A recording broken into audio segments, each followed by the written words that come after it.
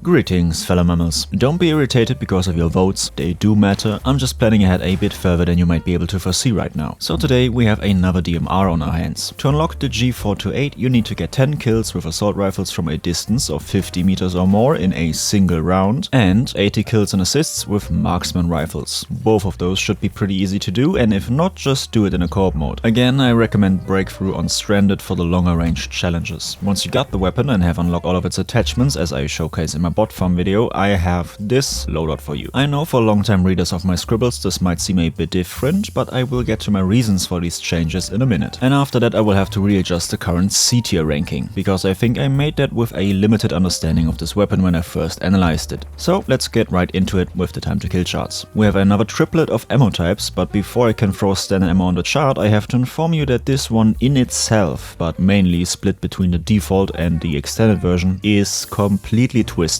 In a bad way. It's not a bug, I think, but once more the result of scalpel level balancing and bad quality assurance. So without going into unnecessary detail, you can look up yourself anyway. The takeaway is you should only use the extended version of standard ammo and not the small one. Oh, and before I move on, another side note, all of these graphs reflect the single fire performance. I know this weapon can do full auto, but more on that in a moment, okay? Now we can finally look at what that ammo even does. So, single fire, extended magazine, standard ammo. Here is the corresponding graph. All in all, pretty okay. With a 20 meter 2-shot range, a good start, but there are other weapons that can do this exact same thing, just a smudge better. So let's take a look at the other options. High power, for example. Although this looks slightly worse overall, this DMR is definitely more intended for the 10 to 50 meter range. Not super close and not super far. So increasing the 2-shot range from 20 to 40 meters is a massive upgrade. And that increase in time to kill in the first range from 200 to 222 milliseconds can easily be overlooked. But with high power we also get a smaller magazine with 11 rounds instead of standard's 21, and also a whole lot more recoil. So maybe there is an even better option. How about subsonic? Well, look at that. The exact same performance as high power, but the recoil is the same as standard. We can lose the traces and all we have to pay for it in return is some velocity, which doesn't matter too much for a lower and mid-range DMR anyway, and magazine size, which shrinks again from high power's 11 to a mere 10 rounds. That might seem like a deal breaker at first, but I want to point out that unless you are the king of flanking entire teams, you really won't notice it. And if you do, pick a trusty sidearm and you will be fine. During all the background gameplay sessions, I never had a single issue with the 10 round capacity on this weapon. So ultimately my choice falls on subsonic ammo. Then high power, so I can get more of the same performance but with worse handling, and lastly standard extended. Before we move on to the barrels, a quick word on the fire mode situation. If you weren't aware, this DMR can be switched to full auto mode, but I do not recommend doing so. Why? Well, for starters, the fire rate of this weapon is comfortably slow. It really doesn't need a full auto mode. Even my slow ass can easily click at this rate, and for a weapon that can 2-shot kill, it's also a bit more helpful if you can manually time both of your shots to make sure you land them when you want to. Such things are much less important on a weapon like the V-Car, for example. That is a gun that could direly need this feature, because with that thing you essentially want to spam click your ass off. So these reasons alone should be enough, but there is one more that provides the final nail in the coffin from my perspective. When you switch to full auto mode, your recoil increases. That is, by the way, normal. It works this way on essentially every weapon, but usually it's when you go from full auto to single fire and therefore decrease the recoil. Here it's the other way around, and if you compare the two, you can quickly tell it will be much harder to control your aim in that full auto mode on the right. So ultimately I used the single fire mode for better control and timing, as well as inherently less recoil. I hope that section made sense. Now what about the barrels? As usual, I tried all attachments for a bit, and I can say that the tactical did not feel good. The weapon is accurate enough and you want less recoil and not more. The champion is not even worth mentioning, and the Warhawk just didn't feel that good to me. Maybe it's because the accuracy suffered a bit too much for the occasional long range fight in between. So in the end I went with the Arcom. Slightly more kick to the top, yes, but that's easy to control control and less horizontal jumping is very helpful on a 2-shot weapon especially. In the second slot, the wrapped suppressor, something I switched to a whole lot more than on other weapons because we are already using subsonic ammo anyway. We can't get full stealth, but 15 meters is pretty good. And in the third seat I have the long barrel, but as you know I personally don't ever use that. Underneath I have my LWG grip, once more no LS1 laser here for whatever reason, smoke launcher in the second slot, very nice addition to the kit, and last but not least the bipod. For the scopes I have some rather odd choices, but these are what worked best for me after experimenting with all of them for a bit. So if you don't want any zoom, the XTR Holo. If you do want some zoom, the M22 3.5X, which has surprisingly very little visual recoil too, very pleasant to use. And all the way up top the 6x thermal, but that should only be used for spotting or in combination with high power, long barrel and the bipod.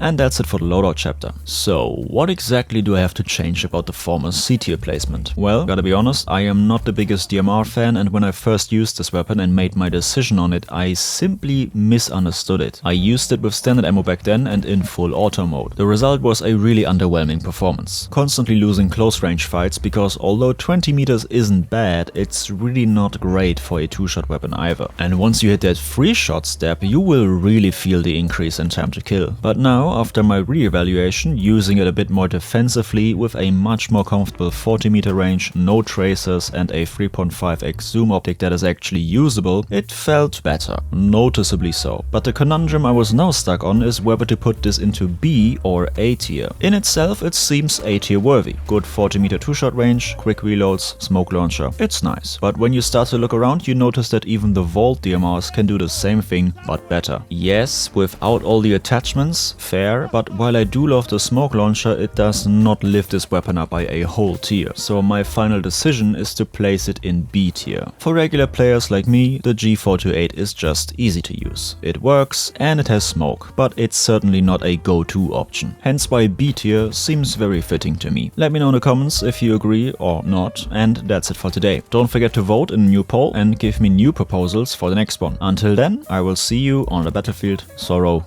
out. Watch that hostile!